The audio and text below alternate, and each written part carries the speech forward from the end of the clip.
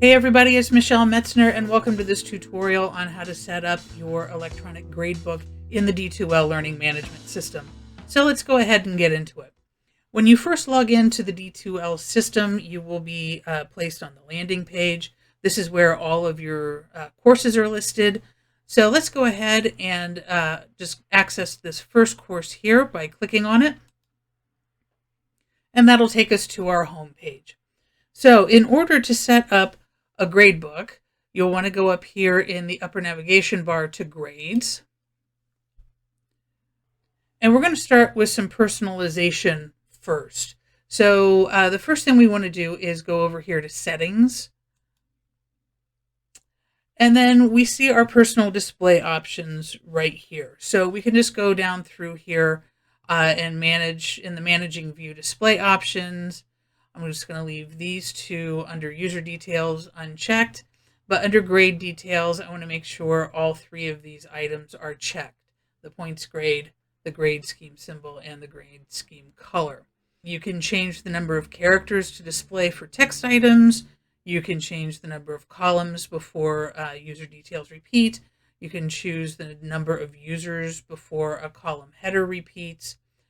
But if you look down here to repeat final grades, you can either repeat your calculated final grade at the start of the user list, or you can repeat the adjusted final grade at the start of the user list. Right now, both of these are checked, but I'm going to go ahead and uncheck that second one, just so I'm repeating the calculated grade.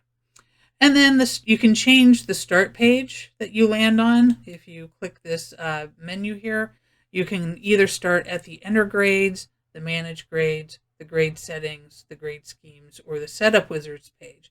I'm going to go ahead, I think it defaults to enter grades, but I'm going to go ahead and make it manage grades. And then I'm going to go ahead and click save. The next thing I want to take a look at is the org unit display options. Just so you can see this. This lets you know the number of decimal places you can display. The next is the student view display options. Some of these are the same as the personal display options, so just make sure all of these are checked. And then again, we're getting into the number of decimal points to display and the number of characters to display for text items, and then the final grade calculation. So if you want to display how the final grade was calculated to the users, go ahead and click that. I tend to like transparency, so I'm going to leave that clicked. And then I'll go ahead and hit save. And then the last thing we're going to look at are our calculation options. So if we click that tab right there, first we get into the grading system. You have your choice of choosing a weighted grading system, a point system, or a formula system. I always teach my courses on a point system, so I'm going to go ahead and make sure that points is checked. And then we get to the final grade released section. You can release either the calculated final grade or the adjusted final grade. I always go with the calculated, but you do you, okay, whichever works best for you. And then down in the grade calculations section, you can either drop ungraded items or you can treat ungraded items as 0. I'm going to treat ungraded items as 0 just because in case I've missed something and the student looks at their grades and says, oh my gosh, why did I get a 0 on that? They will email me to prompt me to look for something that I have not graded. So I kind of like that as a little trigger to the students. And then make sure that auto update is checked to automatically keep your final grades updated. All right, so those are all of the personal options. So we're just going to go ahead and save those. And then say yes, okay, to save your changes. And the next thing we want to do is we want to set up some categories and some items, okay? So going back to grades, again, we set our landing page for the grades function at manage grades. So that's where we are right now. You can see already that I've got a couple of categories, which are quizzes and exercises. And then I have a couple of, or some items within those categories. So I've got 5 quizzes under my quiz category. And then I have, I don't know, 6 or so exercises under my exercises category. So let's take a look at how to create those categories and those items. So think of the categories as the folder that the items go into. So it's usually a good idea to start with your categories. So we're going to go ahead and go to New right here. And you have your choice of either an item or a category. And we're going to go ahead and choose Category. So we're going to call this Research Report. Okay. If for some reason you have a longer name and you want to call it by a shorter name, you can go ahead and add a short name here. It's like a little nickname. And then we'll get down to grading. Okay.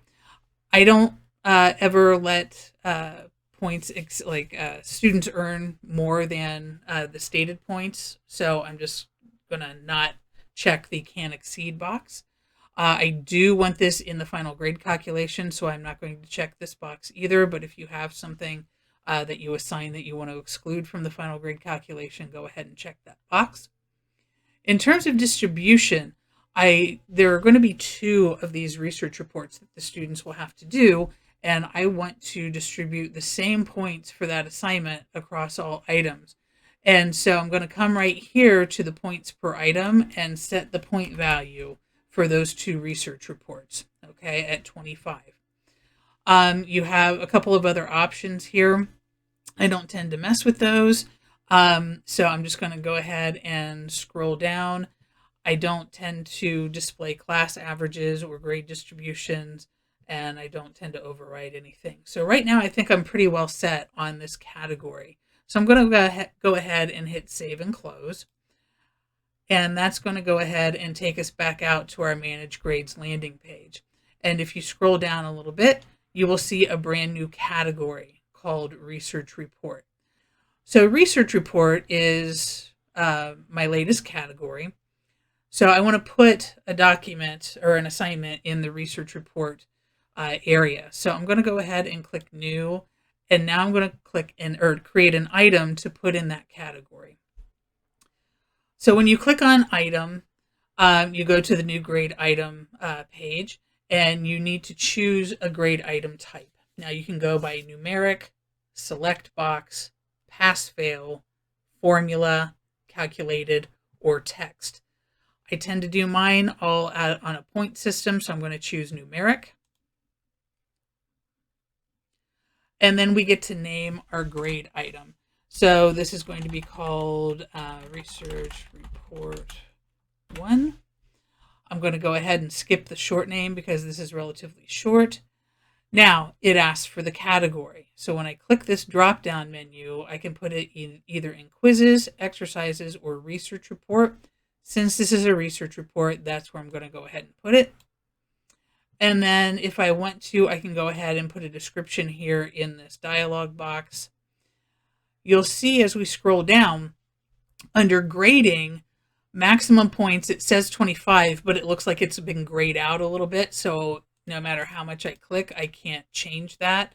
That's because when I set up the category, I made the maximum points 25.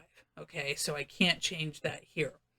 But I do have the option to let students' submissions exceed the 25 points, or to offer bonus, or to exclude it from the final grade calculation. Again, I don't do any of that, so I'm going to leave those unchecked.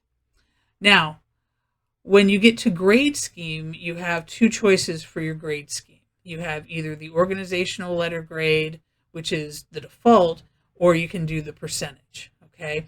I always go with organizational letter grade just so students know, okay, this is an A, this is a B, C, D, F, okay? Right now, there are no rubrics selected. I'll talk to you about how to add rubrics in our next video. So for right now, I'm just going to leave that alone. And I think this is looking pretty good. So I'm going to go ahead and save and close it.